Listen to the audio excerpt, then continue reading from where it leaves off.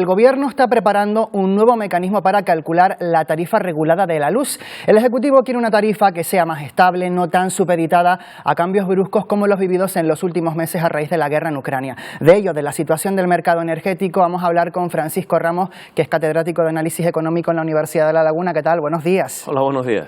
Bueno, vamos a hablar de ese mecanismo que estudia el Gobierno. En estos momentos hay en torno a 9 millones de usuarios en nuestro país que están acogidos al PVPC, que es el precio voluntario para el pequeño consumidor. ¿Cómo funciona ahora mismo exactamente ese mecanismo? Bueno, el mecanismo es complejo, pero vamos a intentar explicarlo brevemente. Hay 24 precios al día y en cada hora se pone el precio de la energía más cara que entra en el mercado. Si todas las horas del día entra el gas natural, que es la más cara, pues tenemos un precio altísimo. Si en pocas horas del día llega a entrar y entran otras más baratas, entonces todos pagamos menos. Entonces ese es el problema, es decir, que siempre todas las energías que entran en una hora cobran lo que la más cara. Por eso se traslada tan rápidamente los incrementos de precios. ¿Qué ocurre? Que esta tarifa hay mucha gente en España que está acogida a ella, incluidas empresas. En otros países existe este mecanismo, pero hay otras maneras. Por ejemplo, las empresas a veces tienen contratos de largo plazo que no están, digamos, indexados al precio del mercado marginalista, y eso hace que en España, por ejemplo, el problema de las subidas de precios afecte de una manera quizás más importante a las empresas, ¿no? El Gobierno lo que propone ahora es que el precio del mercado mayorista, el precio del día a día, sea una parte y que otra parte de la tarifa se calcule con referencias temporales a medio y largo plazo, lo que se conoce como contratos de futuro. ¿Cómo funcionaría eso exactamente, Francisco? Bien, vamos a ver. Tú imagínate que el 100% del precio de la PVPC sea el mercado marginalista. Ellos van a intentar que, en principio sean 40, después un 50, después incluso una parte del precio no sea fijada en el mercado marginalista, pero estaría fijada en lo que se llaman los mercados de futuro. Es decir, hay mercados donde las empresas compran la energía a un mes, a 2 meses, a 3 meses, y ese precio tú lo pactas a día de hoy. Cuando llegue el momento ya tienes el precio sin que se altere. Estos precios también, si hay inflación, esos precios de los mercados a futuro van a ir subiendo. Lo que no son es tan volátiles, no varían tanto de un día para otro. Ahora, si la tendencia del mercado es que las materias primas sigan igual de caras y el sistema marginalista, que es la base, siga siendo el mismo, el mercado de futuros, fijarlo a mercado de futuros lo que hará es que sea más estable, pero no que sea, sea más barato el precio de la energía. O sea, que lo que hace es suavizarlo, pero al final prácticamente se sigue pagando un alto coste. Suaviza las variaciones, pero no significa que la tendencia de largo plazo se modifique. Por lo tanto, no va a abaratar. Para que se abarate el precio de la electricidad, hay que cambiar las reglas del mercado marginalista. Y eso, a día de hoy, depende más de Europa que de España, aunque en España se permitió la excepción ibérica, que si quieres hablamos, pero en principio si Europa, todos los países tienen ese sistema del mercado que llaman mayorista, del sistema marginalista, que te conté que siempre se pone la energía más cara. Si eso no se cambia, entonces muchas empresas seguirán ganando mucho dinero y los consumidores seguiremos pagando cifras muy altas. Y si, según nos cuentas, este nuevo mecanismo no va a servir para abaratar la tarifa de la luz, la factura, ¿para qué el Gobierno plantea este nuevo mecanismo? Hombre, yo entiendo que este nuevo mecanismo es una manera de que la gente por lo menos no tenga esa incertidumbre de que un mes a lo mejor el precio de la luz te sube un 30 o un 40%, pero a la larga los mercados de futuro se basan en lo que son los fundamentales de la economía. Por lo tanto, a la larga eso lo único que hará es menos incertidumbre, menos riesgo, pero el precio final no tiene por qué ser mucho más bajo. Por eso te quería preguntar, qué es lo que le interesa a nuestro espectador, ¿de qué manera podría reflejarse este nuevo mecanismo en la factura de la luz? ¿Se podría ahorrar algo? No, con este mecanismo yo entiendo que el precio de fondo va a ser el mismo. La única manera de cambiar para que los precios bajen es lo que está pensando Europa, que es posiblemente el resto de energía que no es el gas, no tienen por qué cobrar el mismo precio que la más cara. Esa sería un poco la clave.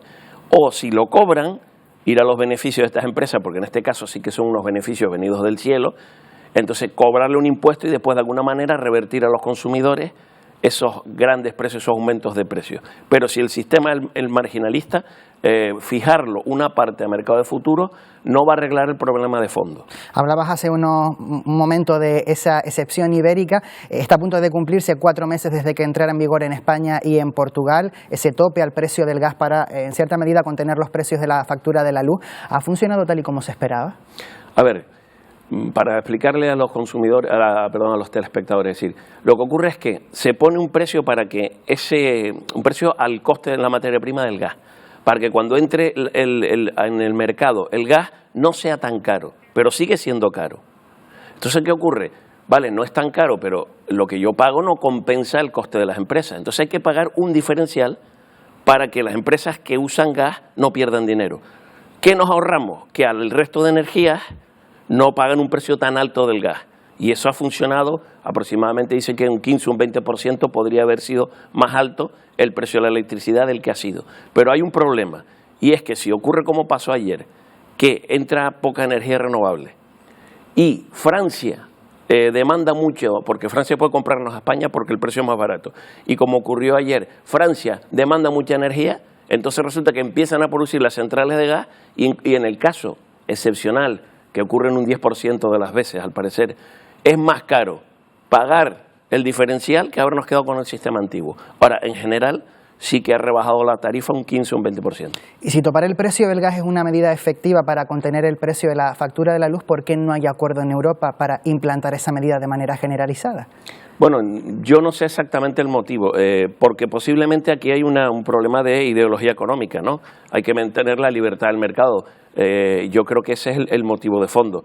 Pero si siguen los precios tanto tiempo tan altos, tendrán que cambiarlo, ¿no? Y después otra cosa que se ha empezado en Europa ya no es topar y ponerle un precio al gas que usamos para la electricidad, sino ponerle un tope al precio al que compramos el gas en el mercado internacional. Pero eso no se han puesto de acuerdo para hacerlo porque es complicado.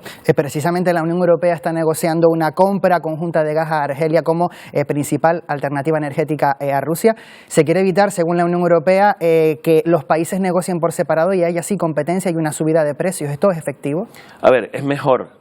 Tú tienes más poder como comprador si eres un comprador grande que si somos muchos pequeñitos los que compramos a la hora de intentar negociar el precio del gas.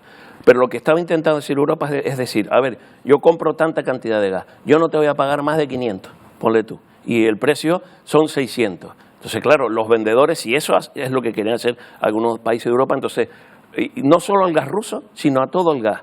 Pero bueno, también entonces esos vendedores pueden que vayan a otros mercados, a China, a la India, y ellos sí se lo compren. El poder de negociación es: yo te compro mucha cantidad, te pongo un precio máximo al que estoy dispuesto a pagarte. ¿Me lo das o no me lo das? Pero claro, por eso no lo han hecho los países europeos, porque eso podría traer problemas importantes a los países que nos suministran, porque podrían decirte que no, y entonces tendríamos un problema de desabastecimiento, ¿no? Bueno, hace unos días la OPEP ha anunciado una reducción de su producción de petróleo a partir de diciembre. El precio del barril ya se ha encarecido. ¿Cuándo empezaremos a notar eso a la hora de echar combustible en las gasolineras? ¿Esta subida de céntimos que hemos visto esta semana ya es una consecuencia tan rápido? Sí, yo creo que la manera en que las compañías ponen los precios finales de venta, enseguida las subidas de precios se transmiten al precio final, las bajadas tardan un poco más. ¿Y qué está ocurriendo en el mercado del petróleo?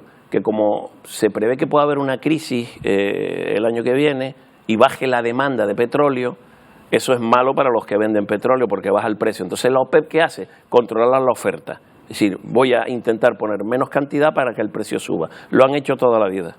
Pues Francisco Ramos, catedrático en Análisis Económico de la Universidad de La Laguna, como siempre, gracias por habernos acompañado en Buenos Días Canarias. A ustedes. Buenos días.